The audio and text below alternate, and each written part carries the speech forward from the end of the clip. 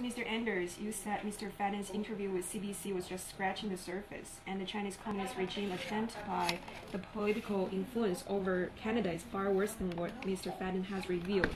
And you said you had seen things happen to your colleagues, and you yourself had those experiences.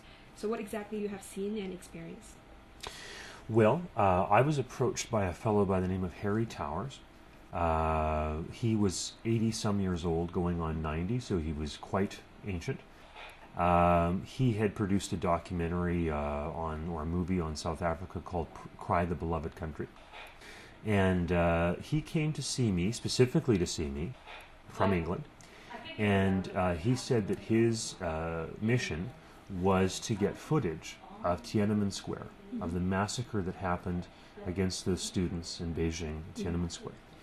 And that the BBC, the British Broadcasting Corporation, had taken footage, had not been able to get out all the footage they had of the Tiananmen Square massacre. And they wanted, it had been kept inside China. They hadn't been able to get it out via Sherpa guides to the free world outside for distribution.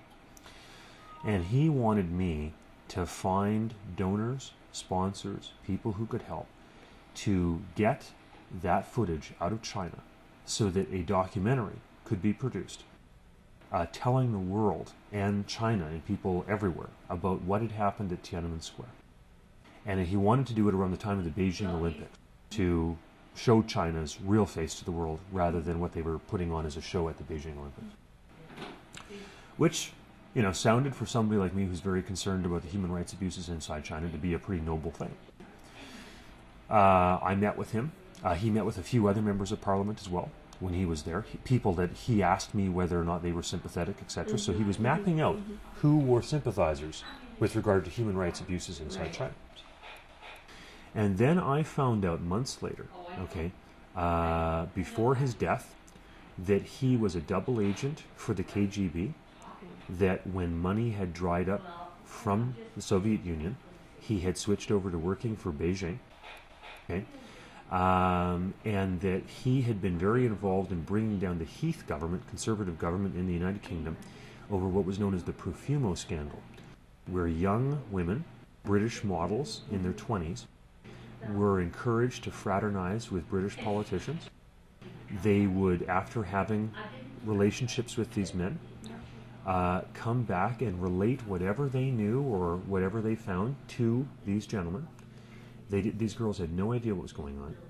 These gentlemen would then take the information they gleaned from these girls and send it back to their masters in the KGB and get payment for it. And my understanding is that a lot of those girls disappeared. These young, aspiring models and actresses in their 20s, British girls, just disappeared after they had served their purpose.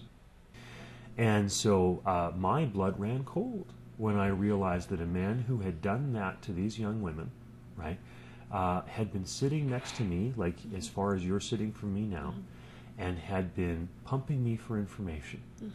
And I realized to what depths they would go, because it wasn't as though they had directly plied me right then with sexual favors or with lucrative financial deals, but instead had appealed to my ideology to say, you know, I think that you're opposed to the regime there, me too, and maybe you can give me information on other people who are also opposed to the regime.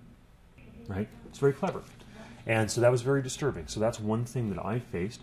I know I've had colleagues of mine, when they travel over to Shanghai or Hong Kong, places like that, they have told me about women that, you know, knock on their doors, ask them if they want to go to karaoke clubs, ask them if they want to go to dinner, offer them massages, offer to come back to their rooms, all these types of things.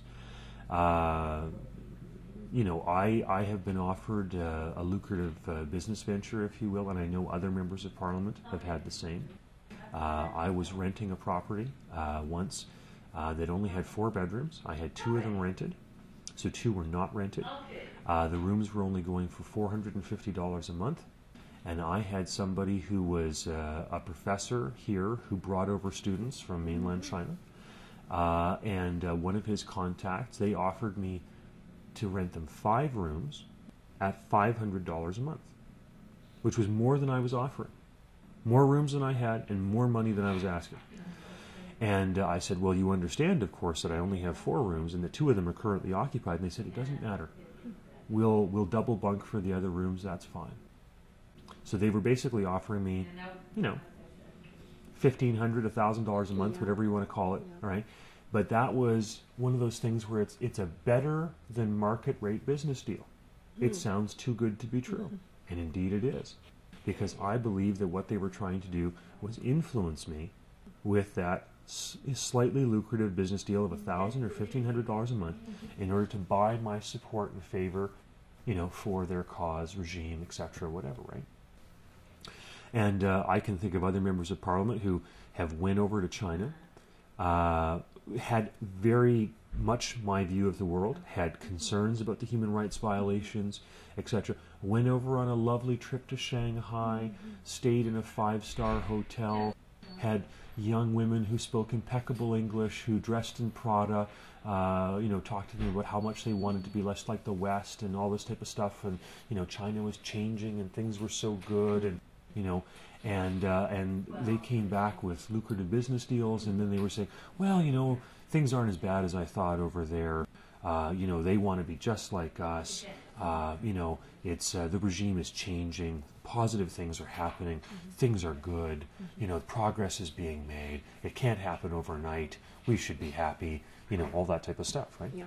And that's deeply disturbing, because while I recognize that young people in China have many of the same aspirations that we may have, while I recognize that you know, there's lots of business growth going on in places like Shanghai and whatnot, I also realize that there are tens of millions of people wrapping 7,000 chopsticks a day under forced labor conditions, that Falun Gong practitioners are being beaten and tortured and killed, and there's all sorts of nasty, nasty human rights violations going on that help to support that regime.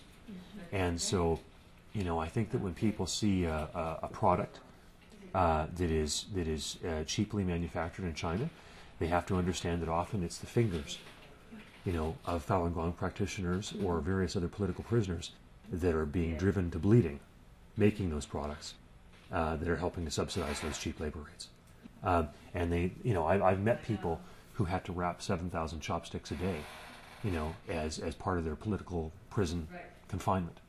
You know, and they couldn't go to sleep until they had finished the 7,000th chopstick. People need to understand that.